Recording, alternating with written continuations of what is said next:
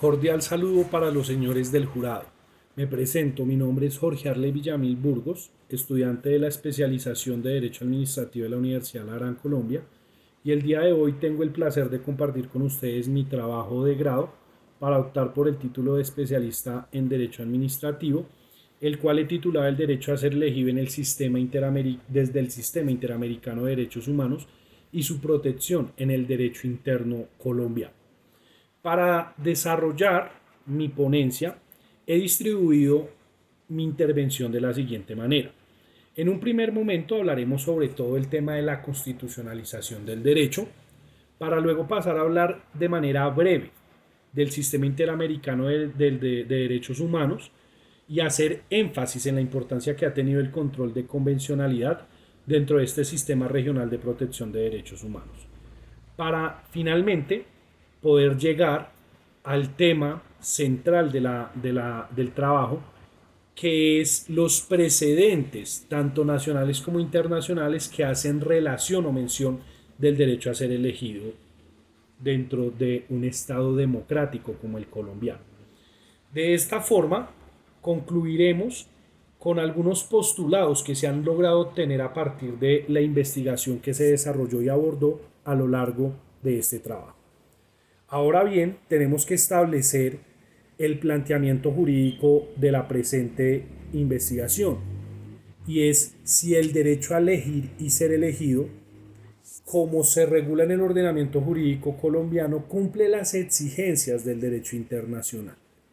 Para ello, vamos entonces a empezar hablando de la constitucionalización del derecho en Colombia, y tenemos entonces que empezar a decir que la constitucionalización es un fenómeno que marca la entrada en vigencia del nuevo derecho. Bajo ese entendido, tenemos que remontarnos a la culminación de la Segunda Guerra Mundial, en donde los estados de la comunidad internacional observan la poca garantía e inoperancia de los sistemas jurídicos vigentes hasta en aquella época, ya que se permitió que se perpetraran barbaries como la de los nazis o la de los fascistas en Italia y Alemania respectivamente. Desde ese punto de vista, los ordenamientos jurídicos no eran garantistas. Los ordenamientos jurídicos se quedaron cortos al momento de tratar de limitar las arbitrariedades en las que pudiesen incurrir las ramas del poder público. Desde este punto de vista, entonces, tenemos que decir que la constitucionalización del derecho empieza su génesis con la decadencia de ese positivismo metodológico desarrollado en gran parte por el gran jurista Hans Kelsen, quien en su libro Teoría Pura del Derecho nos enseña todo el tema de validez de las normas jurídicas que componen un ordenamiento jurídico, y que sin lugar a dudas establece que la moral y el derecho no pueden ir de la mano, razón por la cual dentro del positivismo metodológico desarrollado en gran parte durante la primera mitad del siglo XX, se permitían las leyes injustas. Se permitía que la ley hacia atentara contra la dignidad humana se aplicara, lo cual, sin lugar a dudas, generó una violación sistemática de los derechos humanos que hasta aquella época se habían reconocido. Desde ese punto de vista, todo esta tesis desarrollada por Kelsen se ve en una crisis que genera sin lugar a dudas la necesidad de transformar los ordenamientos jurídicos vigentes en aquella época. Es por eso que una vez culminada esta segunda gran guerra, los estados de la comunidad internacional empiezan a expedir nuevas constituciones en pro de tratar de pasar del estado legicentrista, en donde imperaba el principio de legalidad, a un estado constitucional, en donde imperaba el principio de constitucionalidad y obviamente el tema de interpretación, el principio de interpretación conforme con la Constitución y el principio de supremacía constitucional. Desde este punto de vista, nosotros observamos, y siguiendo la misma línea del profesor Andrés Velandia Canosa, que las constituciones de Italia y de Alemania de 1947 y 1949 respectivamente marcan el inicio de lo que la doctora Susana Pozzolo ha denominado como neoconstitucionalismo, o lo que en palabras del gran jurista Ciro Angarita Barón se puede denominar como el nuevo derecho. Esta decadencia del positivismo metodológico permite que lo que Dworkin en algún momento empezó a desarrollar en su libro de los derechos en serio, se empezase a desarrollar y a desplegar a partir de los principios y reglas que iban a pernotarse o iban a desarrollarse al interior de un sistema jurídico. Bajo ese criterio, Dworkin enseña que los casos difíciles deben ser fallados a través de la interpretación de esos principios, que como son definidos por Alezzi o por la misma Corte Constitucional, son normas abstractas que a su vez son parámetros de interpretación normativa y que esa misma abstracción las llevan a no decir nada, pero a la vez las llevan a decir mucho. De ahí la importancia de que los jueces a través de sus providencias tengan que interpretar esos principios para solucionar los casos difíciles y pues se empiecen a desarrollar las conocidas subreglas constitucionales. De ahí tenemos que resaltar que pasamos del Estado legicentrista, en donde el juez era la boca de la ley, a ser un activista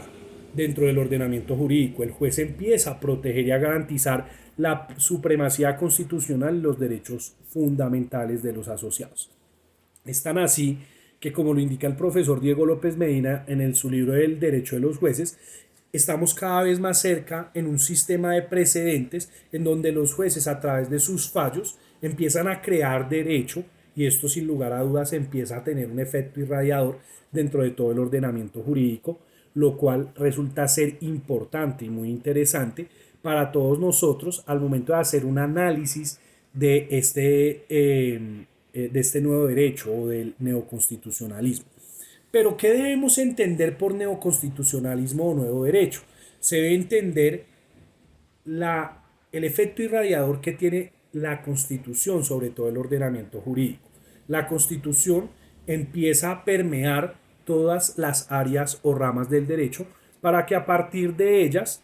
pues la Constitución o el derecho mejor, tenga todo su nacimiento o su génesis en la Carta Fundamental de todo Estado. A eso es lo que hace mención el nuevo derecho o el neoconstitucionalismo. De ahí que nosotros podamos llegar a pensar en primera medida que el Estado colombiano se ha constitucionalizado, tal y como lo desprende o lo trata de enseñar el profesor y gran maestro Ciro Angarita Barón en la sentencia T-406 de 1992, en donde establece que,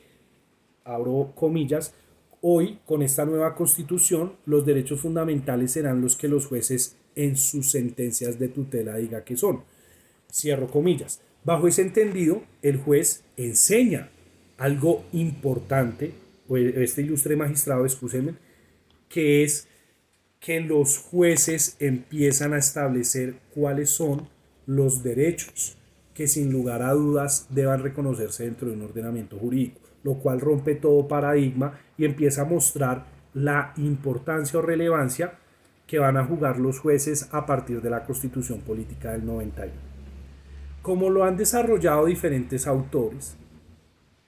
uno de los grandes avances de la Constitución Política de 1991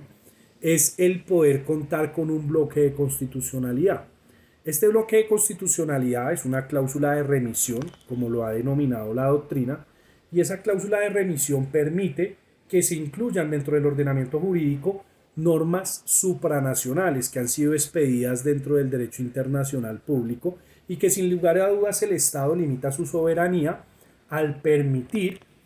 no solo que instrumentos internacionales tengan acogida o cabida dentro de nuestro sistema jurídico, sino que adicionalmente órganos supranacionales o transnacionales puedan investigar, juzgar y sancionar las graves conductas de violación de derechos en que estos puedan incurrir. En tal sentido, nosotros tenemos que decir que el bloque de constitucionalidad ha permitido que instrumentos tales como la Convención Interamericana de Derechos Humanos tengan una amplia materialización dentro de nuestro ordenamiento jurídico, por lo cual resulta casi que obligatorio para todos nosotros hacer un análisis sobre la incidencia que tiene el Sistema Interamericano de Derechos Humanos dentro del ordenamiento jurídico colombiano. Pero tengo que hacer una claridad, y es que La remisión normativa no solamente la hace el artículo 93 del texto superior, sino que adicionalmente encontramos el artículo 9 que habla de la internacionalización del derecho, el artículo 53 que habla de la importancia de los tratados y convenios internacionales en materia laboral, especialmente los de la OIT, que deben ser protegidos,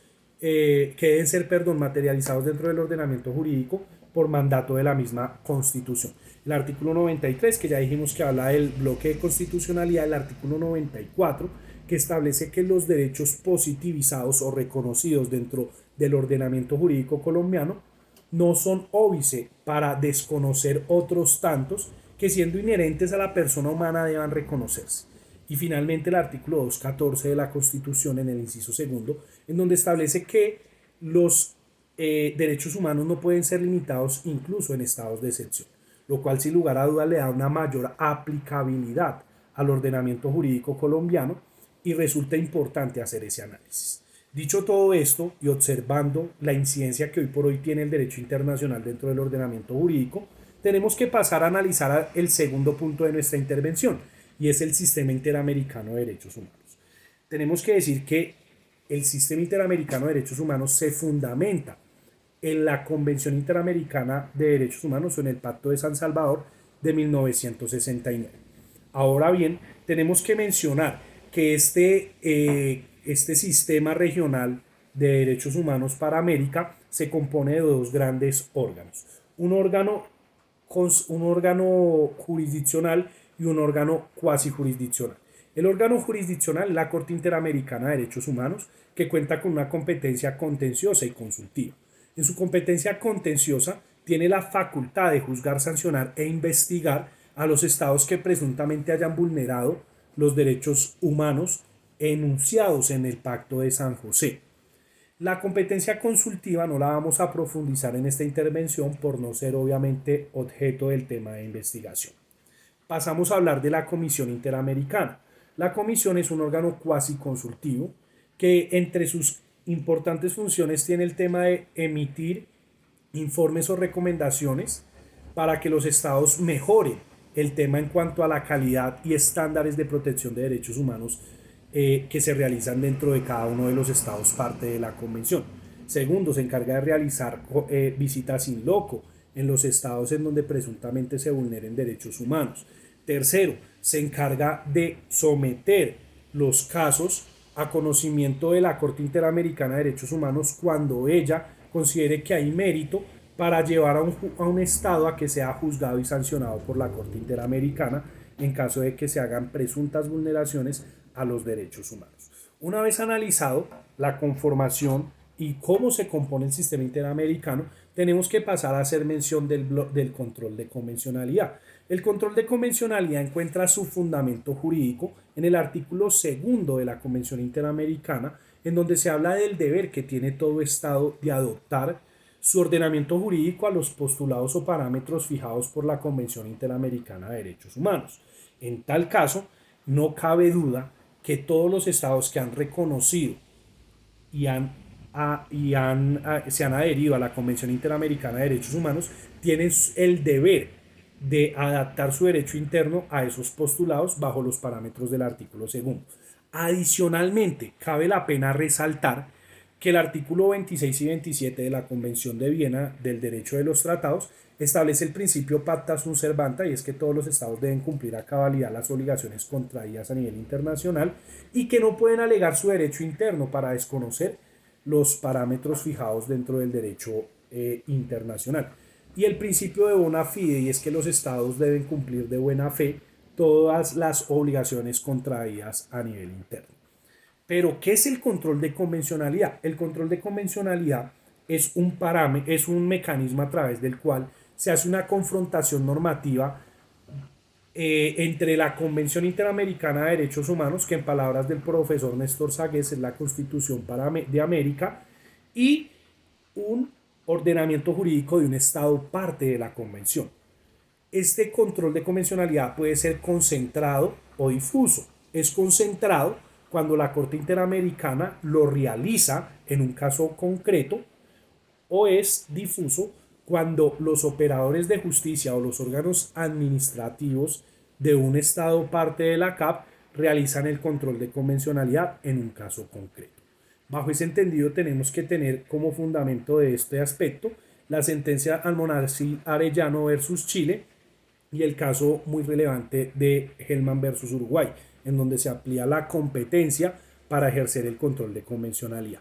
Pero ¿por qué resulta importante este control de convencionalidad para el trabajo? Resulta importante porque si uno hace un control de convencionalidad sobre el artículo 277 y 278 de la Constitución Nacional, que regulan las competencias de la Procuraduría General de la Nación en cuanto a sanciones que se puedan emitir en contra de servidores públicos de elección popular, uno puede decantar que dichas decisiones son inconvencionales, toda vez que el artículo 23 de la Convención Interamericana de Derechos Humanos es claro al establecer, que el derecho a elegir y ser elegido solamente puede ser limitado por razones objetivas en cuanto a situaciones o condiciones enumeradas en su inciso segundo, por edad, por nacionalidad, pero sin lugar a dudas tienen que ser restricciones razonables y emitidas por un juez penal competente. Bajo este entendido, será que la Procuraduría General de la Nación es un juez penal? La respuesta obviamente todos sabemos que es no. Bajo este criterio se afecta el principio de jurisdiccionalidad que exige la Corte Interamericana de Derechos Humanos para que un órgano administrativo pueda sancionar y destituir a servidores públicos de elección popular. Pero la Corte Interamericana, ¿por qué se ha esmerado en fijar una línea jurisprudencial que prohíba dichas actuaciones? El caso puntual ya lo podemos ver en el caso Leopoldo López versus Venezuela, en donde un órgano administrativo destituya a Leopoldo López, inhabilitándolo para que se presente a la contienda electoral del año 2016, y al inhabilitarse a esta persona no puede ejercer su derecho negativo de ser elegido,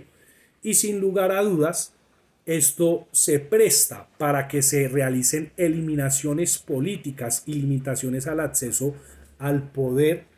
que tiene todo Estado. Y esto es un derecho humano de toda persona para que pueda acceder al poder político que rige dentro de su Estado o dentro del país de origen. Bajo ese entendido, la Corte Interamericana ha hecho mención en sentencias como Yacatama versus Nicaragua, en sentencias Ricardo Baena versus Panamá, que obviamente este tema de decisiones adoptadas por jueces, por órganos administrativos, no tienen cabida dentro del sistema interamericano de derechos humanos, por lo cual nosotros, observando la situación que actualmente cursa en el caso Gustavo Petro, consideramos que se debe, por parte del ordenamiento jurídico colombiano y del Estado colombiano, adecuar el ordenamiento jurídico con base a los preceptos convencionales, especialmente el artículo 23, para que no se incurra en inconvencionalidades y no se tenga que ver u observar futuras condenas en contra del Estado por transgredir derechos humanos y contravenir la Convención Interamericana. En tal sentido, tenemos que mencionar también sentencias de la Corte Constitucional como la C-948 del 2002, en donde habla de una tesis intermedia de las facultades que tiene la Procuraduría General de la Nación para destituir a servidores públicos de elección popular, en donde autoriza que dicha situación se presente siempre y cuando se observen actos de corrupción. Y sin lugar a dudas, ya en la sentencia CSU 712 del 2013, reafirma esta misma línea, permitiendo y declarando la constitucionalidad de las facultades de la Procuraduría General de la Nación respecto a la destitución de servidores públicos de elección popular. Estos precedentes de la Corte Constitucional no solo demarcan que la Constitución Política de 1991 de Colombia es inconvencional, sino que incluso las mismas sentencias de la Corte Constitucional, que sin lugar a dudas contravienen y de manera grosera la Convención Interamericana de Derechos Humanos. De ahí la necesidad de preocuparnos en este tema para hacer reformas futuras y evitar responsabilidades del Estado. A modo de conclusión, tenemos entonces que decir que el Estado colombiano tiene dentro de su constitución política una inconvencionalidad en el artículo 277 y 278, que se tiene que modificar o al menos tratar de adecuar a los estándares fijados por la Constitución, por la Convención Interamericana de Derechos Humanos en el artículo 23. Y segundo, la Procuraduría General de la Nación no puede afectar el principio de jurisdiccionalidad cuando ella es juez y parte al momento de asumir el ius punendi del Estado en materia disciplinaria y sin lugar a dudas tener prejuzgamientos o juicios de valor ya prediseñados antes de adoptar una decisión de fondo. Porque es lógico que si yo investigo y voy a adoptar una decisión de fondo, pues obviamente ya voy a tener juicios de valor y esto va a afectar la imparcialidad y el debido proceso de toda persona. Agradezco la atención prestada. Espero que en verdad este tema sirva para complementar la doctrina que se ha desarrollado en este tema y agradecerles por la atención prestada. Hasta una próxima oportunidad. Muchas gracias.